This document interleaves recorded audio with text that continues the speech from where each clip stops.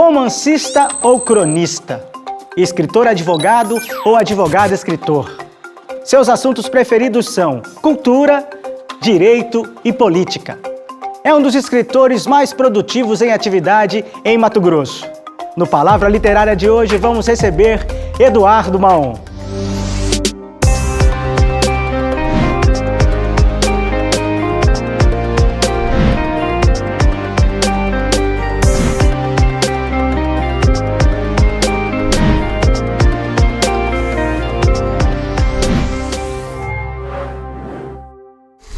Eduardo Moreira Leite Maon nasceu na cidade do Rio de Janeiro em 1977. Graduou em Direito pela Universidade Federal de Mato Grosso em 1999.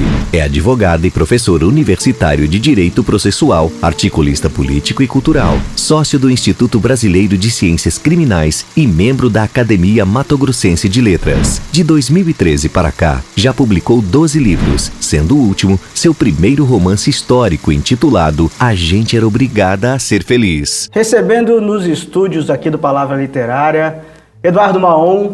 E a primeira pergunta, Maon, aliás, primeiro, seja bem-vindo ao nosso programa. E segundo momento, quero saber como é que foi essa transição. O advogado-escritor que se tornou escritor-advogado. Bom, muito obrigado pelo convite a todos, a toda a equipe. Eu sou atuante, eu sou militante na carreira jurídica há mais de 20 anos.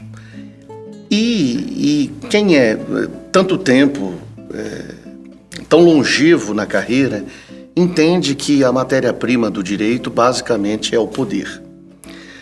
O poder, ele não existe sem se exibir, sem exibir os seus atributos, porque senão não é poder. Ele precisa de símbolos. E os símbolos do poder são símbolos desde o juiz, do tablado a simba, até a toga, até o anel de doutor, até o terno e gravata, até como o advogado anda, qual é o carro, etc. Quer dizer, são sinais exteriores de poder. Curiosamente, a arte é ao contrário. Quanto mais inflexão de poder, menos o impulso artístico há. Repare bem, em nenhum regime de poder a arte floresce com tanta intensidade. É preciso uma certa liberdade para que haja provocação, inclusive dos próprios limites da arte. Então, por causa da literatura, eu reformulei a minha vida e até a minha maneira de vestir. Você ocupa uma cadeira na Academia Mato Grossense de Letras. Enquanto presidente, movimentou de forma incrível a academia. Eu queria que você nos falasse sobre esse seu momento, integrante da Academia de Letras, seu momento também presidente da Academia de Letras. Foi um oba-oba, né? Eles foram muito irresponsáveis de me eleger, não é? Eu fui o presidente mais novo desde a fundação. E eu tinha uma perspectiva muito clara. Aquele casarão é um casarão de 1775 a 77. Foi construído nesses 2 anos. Portanto, ele tem 250 anos. Cuiabá tem 300, aqui ele tem 250 anos. E aquilo ali me parece um museu. Não é para ser assim. É uma casa muito bem conservada. E aquilo ali é uma coisa museológica. A literatura, ela precisa ser justamente o contrário. O livro precisa ser lido por um moleque de 18 anos até um senhor de 80 anos, que é meu pai. Então, esse aspecto do sagrado, o aspecto do pedestal, o aspecto do cheguei aqui e aqui só chegam melhores ou iguais os meus pares, isso é uma coisa que eu nunca gostei. Eu tinha 35 anos de idade, hoje eu estou com 41. Quer dizer, é incompatível eu com 35 anos de idade com esse blá do século XIX. Então a gente abriu a academia, fizemos a comemoração de 100 anos de samba. Eu acho que foi um evento para 500, 600 pessoas. Fizemos uma exposição no shopping Goiabeiras, a molecada inteira foi. Fizemos várias visitas de escolas públicas para a academia. Lançamos 4 livros, um CD de antologia poética, site. A academia não tinha site. Como é que a academia se comunicava? A academia lança todos os anos a revista da academia. Ok, o que é que está na revista da academia? Os discursos de posse. Vem cá, você já leu algum discurso de posse? Quem é que lê um discurso de posse de alguém? Só o estudioso. Aquilo não é literatura, aquilo é um discurso de posse para doutores. Não é para uma pessoa de 18 anos. Então a minha presidência pode ser resumida na abertura da academia para a sociedade. Tem um grafite lá também que aconteceu no prédio e foi ideia sua junto com o Babu. Quais são as maneiras de comunicar hoje? Eletrônica, grafite urbano, hip hop. Fizemos uma rave. Eu não divulguei a rave porque eu morri de medo que o casarão desabasse. Mas a verdade é o seguinte, o pessoal da Federal me disse o seguinte: o senhor cede? Eu falei, para quê? Não, para uma rave. Eu falei, vai começar a que horas? 12:00. Eu falei, Senhor, meu Deus, proteja o nosso casarão. Mas vamos, o que vai ter? Vai ter DJ, vai ter isso, etc e tal. Vai ter maconha? Não, isso jamais, etc e tal. Resultado, eu não sei se teve ou não teve.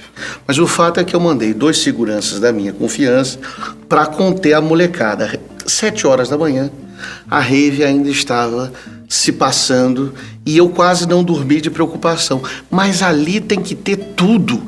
Tem que ter casamento, tem que ter rave, tem que ter pagode, tem que ter funk, tem que ter tudo. Não tem que ter o cravo de bar.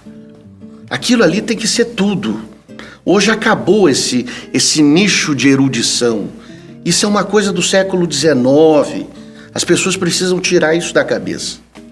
Eu queria terminar com a sua opinião sobre a literatura hoje, no Mato Grosso, literatura brasileira produzida no Mato Grosso, e o que você espera com esse boom que já vem acontecendo para frente um pouquinho. Mato Grosso deixou de ser o sertão, porque hoje a geografia é uma geografia fluida e uma geografia de urgência, sem fronteiras, com um meio digital. Então aquela história de demora para chegar porque o movimento ficou retardado durante tantos anos, isso acabou. Hoje se publica na internet, virtualmente. Quem não está muito plugado é que fica realmente engessado num determinado estilo. Quem está muito próximo do que está acontecendo online também publica online. É um outro ritmo. Uhum. A literatura aqui está em ebulição, gente muito... como sempre esteve. Mas hoje tem veículo suficiente para dar voz. Levar mais longe. A uma Helena Werneck de 16, 17 anos e a uma pessoa de 99 anos como João Antônio Neto. Então nós temos uma pessoa de 16 e nós temos uma pessoa de 99 publicando ao mesmo tempo. Certo. Bom, por hora eu quero já agradecer por participar do Palavra Literária, contar um pouquinho da sua história, a sua trajetória de escritor, mas em breve nos vemos. Muito obrigado a todos. Dizem que os livros ajudam a preservar a memória, tanto de acontecimentos bons quanto daqueles que precisamos lembrar para aprender com eles. Por isso, vários livros ganharam as telas do cinema como forma de voltar a atenção para essa memória, como é o caso do filme A Lista de Schindler.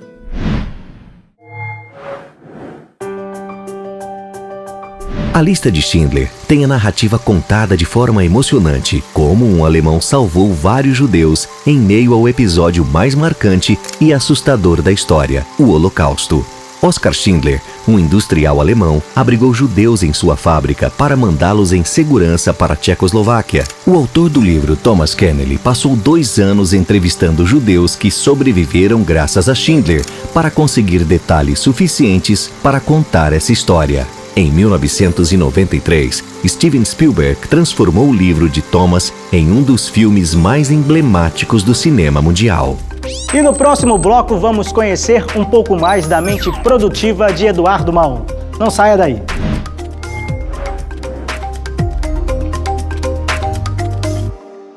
Eduardo Maon tem o domínio métrico das palavras. Seus personagens são ricos em detalhes e ajudam a construir uma narrativa envolvente. Nós convidamos a poeta Marli Walker para fazer a leitura de um dos contos do escritor.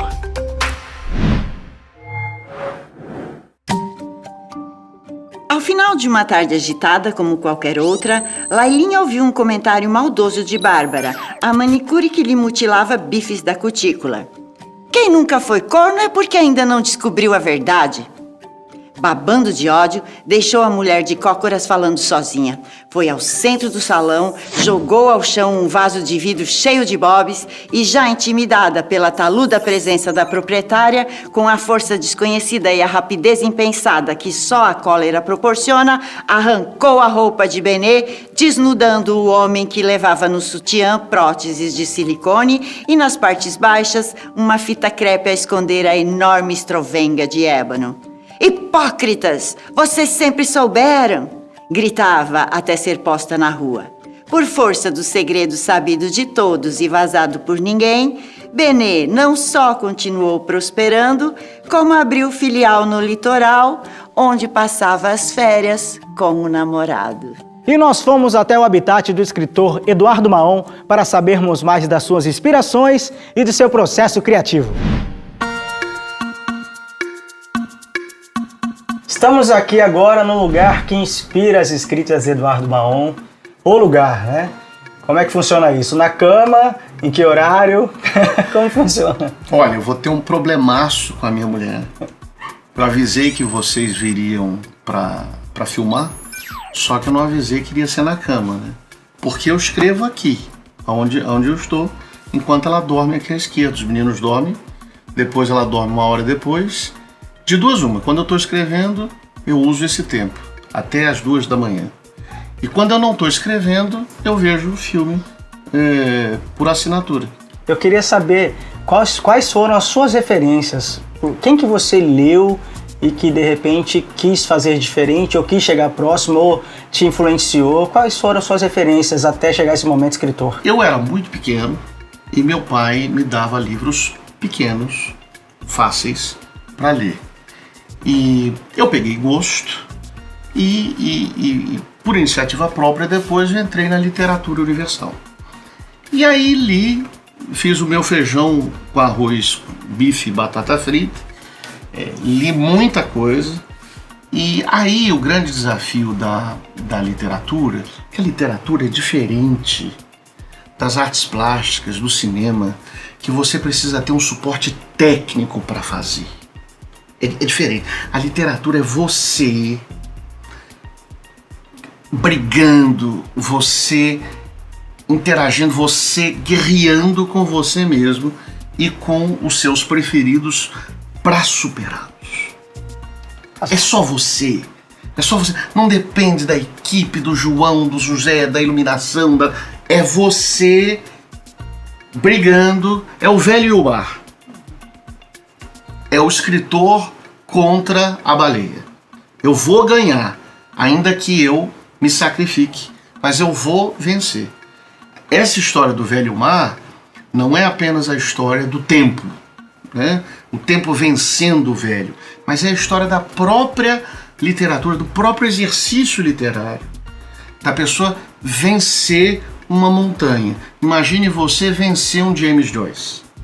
Talvez seja isso que o Hemingway tenha pensado. Vou vencer o maior romancista do século XX. Vou carregar esta baleia. Nessas suas brigas, né? Esses seus encontros com você mesmo. Eu brigo mesmo. Tudo aconteceu aqui, você conseguiu finalizar. Você tem uma obra já considerável. Você iniciou e finalizou tudo aqui? Quase tudo aqui. Tudo aqui. Cada computador que eu mudo, compro, troco, eu fico morrendo de medo, porque eu falo, pô, aquele me deu tal e tal e tal livro, pô, mas esse aqui eu não sei ainda, é diferente, etc e tal. Uma certa superstição. Eu fico com isso na cabeça, não, esse aqui tal, mas eu não sei, eu escrevi vários em outros, aí quando eu troquei eu falei, puxa vida, será que vai tal? Aí vem primeiro, eu falei, não, tudo bem, foi sempre aqui. Quando eu falo briga, eu vou te dar um exemplo. Fui agora numa aula, assisti uma aula de literatura e tal, E aí a professora falou, claro, como tem que falar mesmo, elogios e mais elogios ao James Joyce. Né? Qual é a sacada do James Joyce? É a narrativa em terceira pessoa, mas no aspecto interior psicológico do personagem. Foi evolucionário, etc. E veio a Virginia Woolf depois e disse o seguinte: eu também faço, só que eu não faço com um personagem. Eu vou fazer com dois. O cara que se transforma numa mulher e uma mulher que se transforma depois num homem, que é Orlando. Aí o Franz Kafka falou: não, peraí, eu também vou fazer. Só que eu vou fazer com um cara que se transforma numa barata. Aí veio o Samuel Beckett. E o Samuel Beckett falou: não, eu também sei fazer isso. Só que eu sei fazer melhor do que todo mundo. Não é um cara que fica jovem, depois envelhece. Não é um cara que se transforma em mulher. Não é um cara que se transforma em barata. É um cara que é só uma cabeça. E é uma cabeça falante no armário. E aí ele escreveu O Inominável. Então, a literatura é isso, quer dizer, você dizendo: eu vou fazer melhor do que o outro. Porque senão não presta. Eu vou me desafiar a fazer melhor que o outro. Muitos escritores fazem fingem. Eles são meu coleguinha, etc. É mentira. Você quer fazer melhor do que o outro. Agora, a qualidade da sua literatura depende de onde você mira. Se você mira regional, vai ser... Vamos competir aqui. Se você mira nacional, vai ser competir. Se você fala: não, aqui eu vou me matar, mas eu estou mirando a literatura, enfim, mundial, literatura internacional, sem nacionalidade, aí você realmente precisa ter um background enorme. Não, eu quero fazer isso aqui diferente, melhor. É muito difícil. Já me falou algumas vezes que o seu melhor livro é o último. Ou o próximo. O próximo, perdão, o próximo. O melhor livro é o próximo. Tem vindo o próximo aí já? Tá vindo A Mulher que Matou a Mãe. Era uma brincadeira, é uma novela que eu escrevi para compor uma coleção chamada 3 Novelas. Eu escrevi Um Homem do País que Não Existe, O Palácio Alfenim, e eu colocou A Mulher que Matou a Mãe. Eram títulos até parecidos. Eu falei: vou fazer isso, tal, etc. Eu escrevo muito pouco sobre mulheres, tal. Eu falei: não, vou colocar A Mulher que Matou a Mãe. Mas aí eu fui escrevendo. Eu fui escrevendo a história de um escrivão que vai narrando uma delegacia na década de 80. Imagine então como era uma delegacia no final da ditadura militar, era um negócio complicado, violentíssimo, cheio de cacoetes, etc. E eu estou escrevendo, falei: é a minha área, eu sou criminalista. Então, escrevi, 5 dias escrevendo, falei: bom, matei, acabou. Aí fui ver a peste da aula da mulher. Aí ela começou a dizer que fulano fez, fulano faz, fulano acontece. Aí eu falei: puxa, eu tava vendo, a história tava tão boa, que pobre eu sou. Eu escrevi uma história em primeira pessoa, no máximo trocando a baixa para a mulher falar. Primeira pessoa, 2 perspectivas, ponto, acabou. Pobre. Voltei para casa agora essa semana, falei: não, só um segundinho. Agora eu vou enfiar um narrador que sou eu, externo. Então a história é contada por um narrador sobre um cara que provavelmente escreveu um negócio sobre uma mulher que provavelmente...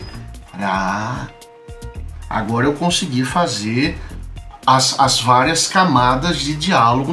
Quer dizer, então eu tornei o negócio absolutamente pueril, que hoje eu já vi, numa coisa mais substancial. Eduardo, obrigado por abrir as portas, nos mostrar como é que você escreve no dia a dia, e vida longa a obra de Eduardo Mahon. Muito obrigado, espero sinceramente que minha mulher não veja esse programa, de modo que ela não acabe o casamento por causa dessa cena. Peça desculpas a ela por nós. Até a próxima. Obrigado novamente. E para conhecer um pouco mais sobre Eduardo Mahon, você pode segui-lo através das redes sociais, pelo Instagram, @Eduardo Mahon, e Facebook, é só procurar por eduardo.mahon.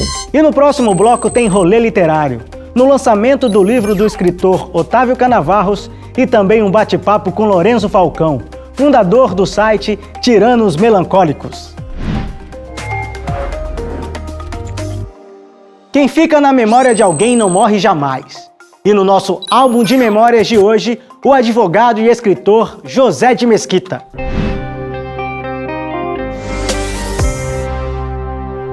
José Barnabé de Mesquita nasceu na cidade de Diamantino, Mato Grosso, em 7 de março de 1855. Ficou órfão muito cedo e começou a trabalhar para se manter enquanto estudava. Determinado em ser advogado, ele ingressa na Faculdade de Direito de São Paulo. Sua veia literária iniciou através da coluna Notas Paulistas, publicadas no jornal O Comércio, sob a direção de Estevão de Mendonça. Retornou a Cuiabá em 1914 e foi nomeado Procurador-Geral do Estado em 1915. Fundou, junto com Dom Aquino, Estevão de Mendonça, Pilogônio de Paula Correia, o Instituto Histórico de Mato Grosso e a Academia Mato-Grossense de Letras, tendo sido seu primeiro presidente. E para começarmos o rolê literário de hoje, fomos até o lançamento do livro O Poder Metropolitano em Cuiabá, do escritor Otávio Canavarros.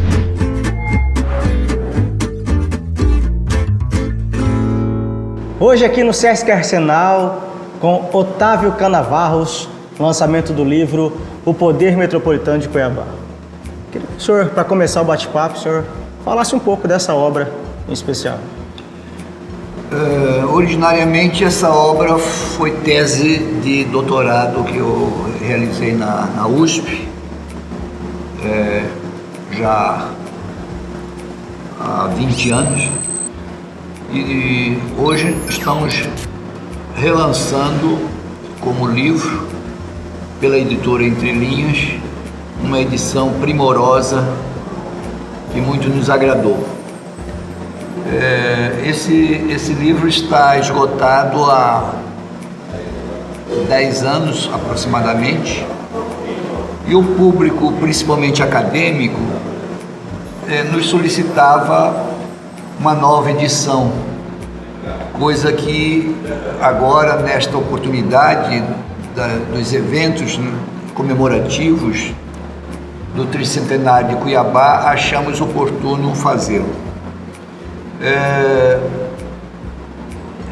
Portanto, como obra, é um documento acadêmico, é uma tese acadêmica. Para terminar o bate-papo, senhor, eu gostaria que deixasse uma mensagem para futuros escritores, para as pessoas que às vezes terminam sua tese de mestrado ou doutorado, mas que falta um pouquinho de coragem, ou às vezes até de uma curadoria, e a Entre Linhas é uma opção boa e está firme e forte no mercado. Queria que o senhor deixasse, por favor, a opinião. O conhecimento histórico se faz através de obras, através de livros. Um livro publicado, a gente tem ideia do seu lançamento, mas não tem ideia, é impossível saber as consequências dessa divulgação, porque as leituras são individuais, cada leitura é uma sentença. Não há uma leitura, por exemplo, sempre há uma faixa de leitura certa, não há leitura certa, há uma faixa de interpretação. Há uma leitura errada, quando é flagrantemente errada, mas a leitura nunca é única, nunca é a certa, há a mais, digamos, rica e a menos rica. Então, cada leitura é uma semente lançada ao mundo. Nós não sabemos as consequências de um livro. Eu agradeço, senhor Otávio, por bater o papo conosco, falar um pouco dessa obra, incentivar outros escritores, e eu vou levar e fazer a minha leitura.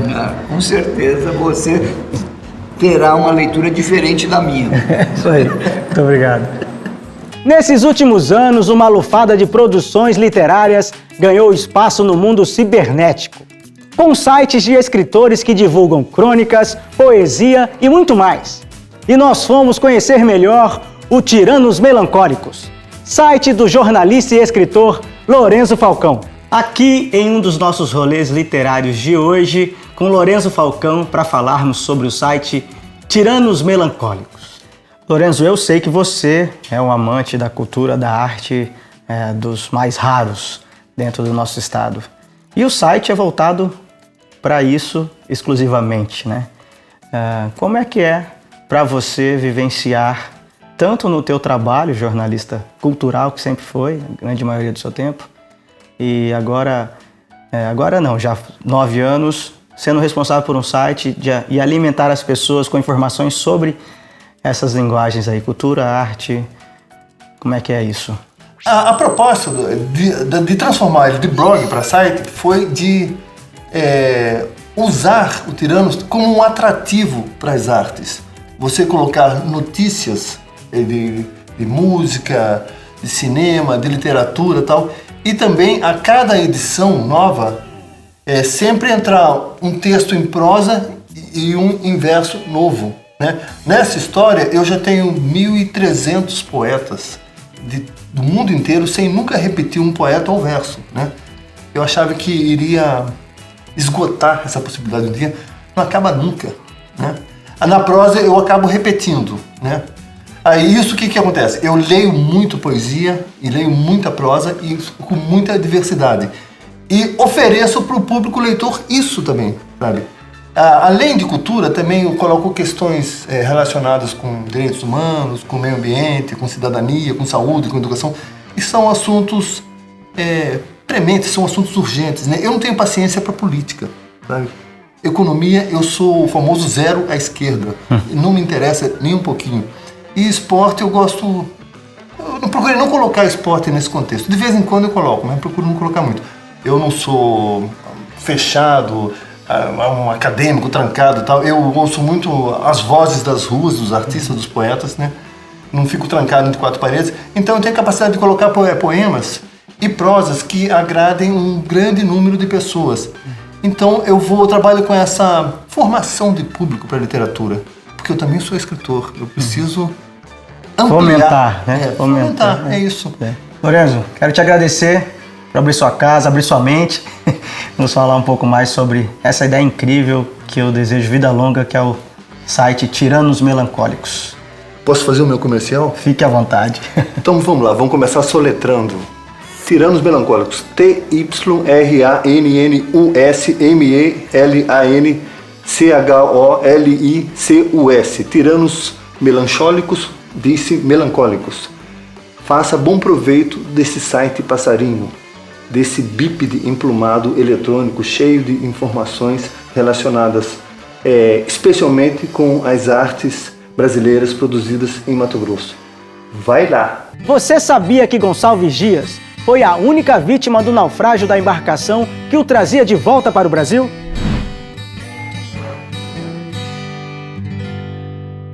O poeta romântico Gonçalves Dias se via muito doente quando resolveu viajar para a Europa para se recuperar. Após passar cerca de 2 anos na Europa e não conseguir se curar, ele resolveu retornar ao Brasil. Gonçalves Dias passou a maior parte da viagem isolado por estar muito fraco. Quando o navio estava próximo à costa do Maranhão, acabou colidindo com um banco de areia. A tripulação fugiu desesperada para se salvar e esqueceu Gonçalves Dias, que acabou morrendo afogado. Confira a nossa dica literária de hoje.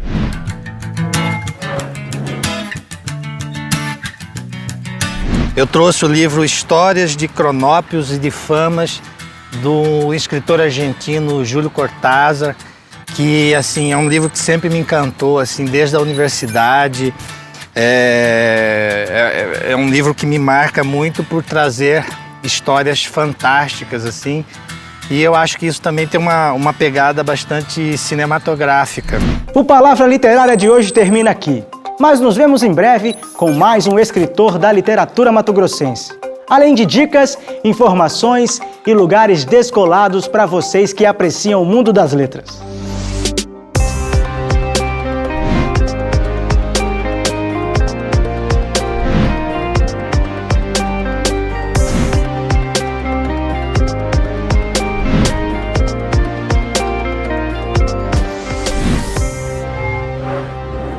Assembleia Legislativa, perto de você, para a mudança acontecer.